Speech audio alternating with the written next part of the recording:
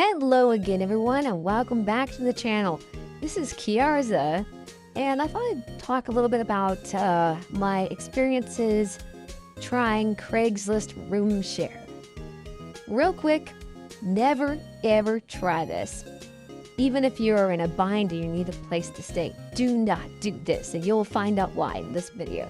Okay, so anyways, this is my experiences trying this, and yeah, like I said, mistake.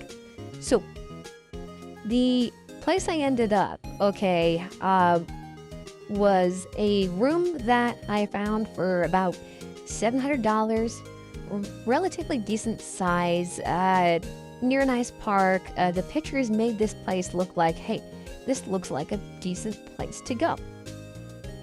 So I decided to message the person with the listing, ask if I could set up a time I could come over and a day to take a look at the property in the room, and the guy was perfectly fine with that.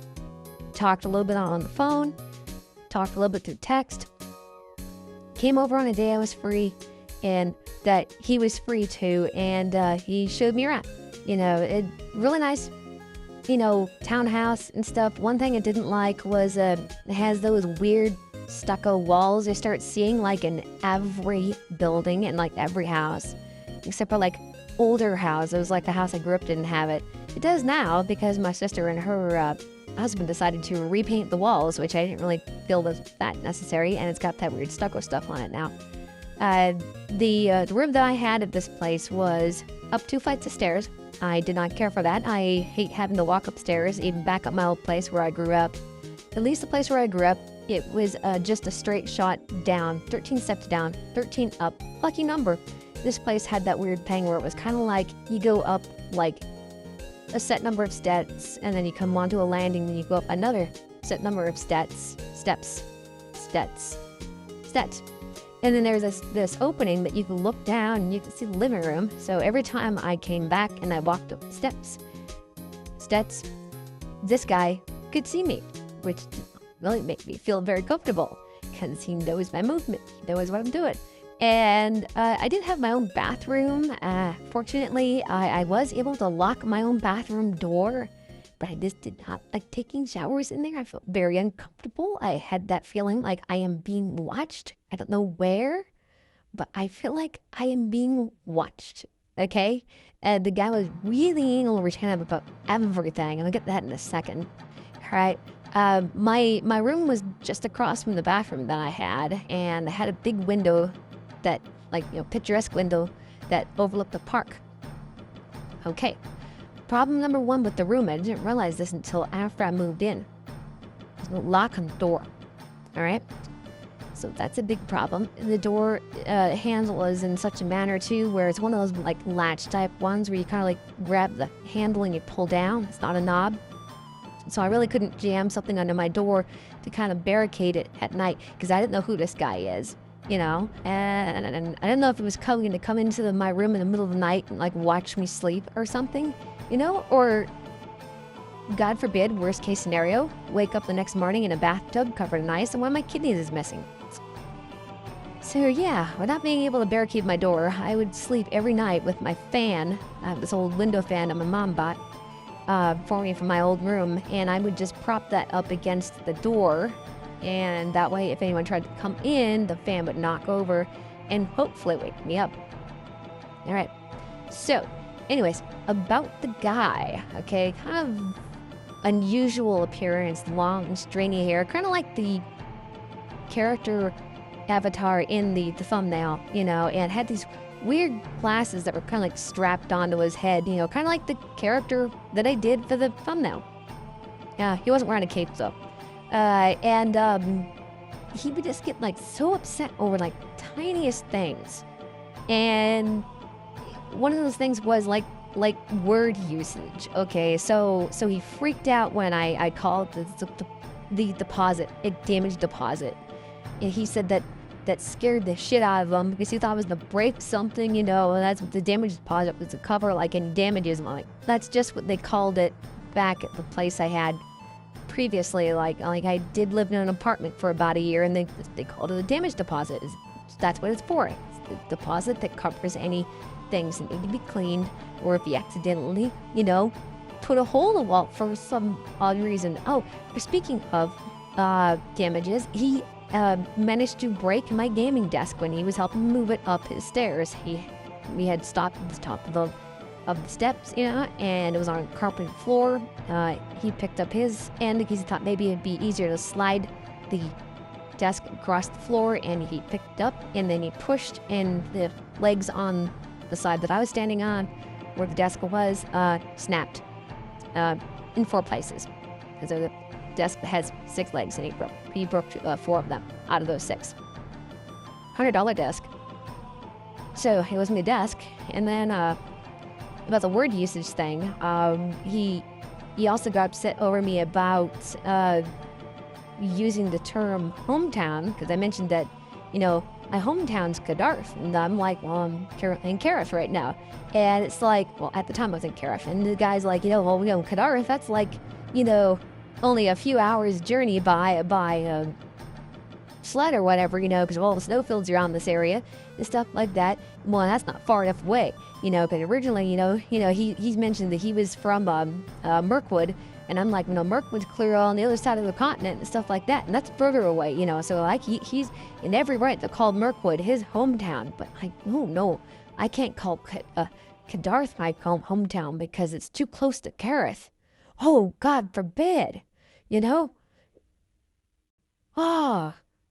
Ring through the streets the bells of criers. Hear ye, thou hath not, if been told the you of the word hometown for only describing places far away. That's what it felt like, you know, and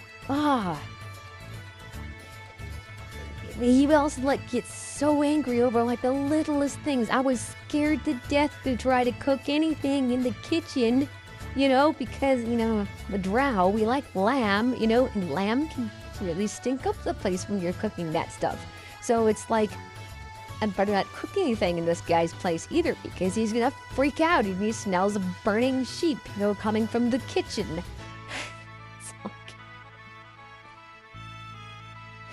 I mean, I could go on and make this like a really long video, you know, just talking about this, but, you know, I have audio recordings. I'm gonna do animatics later on about this stuff. I mean, I'm hopefully gonna get to the point where I can do animatics with this, because it is gonna be funny AF, I kid you not. You're gonna be like a holy crap-a-loni when you hear this guy this going on a tangent at me over every tiny little question I ask him, because I'm just trying to make certain I understand things clearly, because you know I have a disability. I think I've mentioned that in some of the other videos before, so that way I don't accidentally mess something up later on. I mean, it's perfectly fine to ask questions so that way you know you get the information correct. Am I right or am I wrong? But anyways, he didn't give back my deposit. I was gonna send him a letter, you know, for a forwarding mail where he could send my 500 zero that he still owes me, but yeah, should probably charge him another extra zero for the desk he broke too. Oh yeah, and then in a phone call too, he insulted me further about wanting to move out earlier than I had originally planned, because one of my friends was like, yeah, you need to get the heck out of there, like, now. And fortunately, I actually listened to one of my friends this time on that, and so I called the guy and said, hey, yeah, I'm leaving, like, New Year's Eve. And again, he, like, flipped out again, you know, and I, like, moved most of my stuff out of my room that I had, except for the desk, the bed, and I think that's it. I think it was just the desk, the bed. Yeah, that's right, because that's right. I think I couldn't have anything in the room either, because he was so freaked out about like bringing my things with me to kind of like make this room my home, and he didn't want me bringing a lot of stuff. I mean, like, the guy's like a minimalist. I don't know if he's a Taoist or something like that, because I think Taoism, they don't really have a lot of possessions either. I could be wrong. If I am, correct me in the comments, please, so I understand better. I couldn't put anything up on the walls. I have wall scrolls that I wanted to be able to bring and hang up, but I couldn't do that either. Oh yeah, by the way, when I was not in my room, like if I was out visiting friends, stay the night somewhere and whatnot, right? He would come into my room. And how I know this is because he would move things. He would keep certain things out of place. Like the first time he did it, he opened the blinds to the window. I'm a drow. I like the darkness, okay? The sun bothers me greatly. And he opened the blinds and come back in, and I didn't notice it right away. And I'm thinking like, something is off about this room. Someone has been in here, and I haven't quite figured it out yet. So when I started to set up my recordings for one of my TikTok videos, and I replayed the TikTok video, I saw in the background the blinds are open. And I don't know how I didn't notice it before until I rewatched that TikTok video, but I'm like, this mother troll was in my room. So yeah, and he's gone in there on other occasions as well to just, I don't know what he's looking for, I mean, if anything, it's like, dude, you won't let me bring anything over here. So it's like, you're not going to find anything anyways. And if you do, it's just going to be a bunch of anime videos and manga and art books and things of that nature. It's like, gee whiz, this guy's just weird. Anyway, when I was leaving, what I should have said to him, this would have been just funny AF because how paranoid this guy is. And I should have said, oh, by the way, on Halloween, I accidentally summoned a Wookalar, and I couldn't get him to go back in this portal, okay? So I had to seal him in the closet in my room. So don't go opening the closet, because if you do, you'll let him out, and then you're going to have a Wookalar in your house. And I won't be around to get him back in there, okay? So either one, you're just gonna have to find yourself another witch to seal the Wookalar back in the closet, or hopefully maybe back into the portal he came out of. Or two, just deal with living with a little Wookalar, As paranoid as that guy was, he probably would have actually believed me and been all like, "Well, dude, what?" Well, I'm like this, running up the stairs, on the phone. It's like, don't open the closet, man. Wookalar, But I don't know. There you go. So hopefully you enjoyed watching this video. If you're new here, I do these videos at least once a month. If you want to submit fan art, you're more than welcome to. Discord has a fan art channel in the Discord. Please keep it PG-13. I really don't need to see unmentionable things. It just bothers me. But yeah, with that being said, have a good one out there. Stay safe. Don't use Craigslist room shares. Even if you're in a bind, stay in a hotel if you don't have any friends or family to stay with. Sleep in your car. I don't care. Try to find some place that's warm and comfortable. Don't go staying with weird random strangers you don't know. Yeah.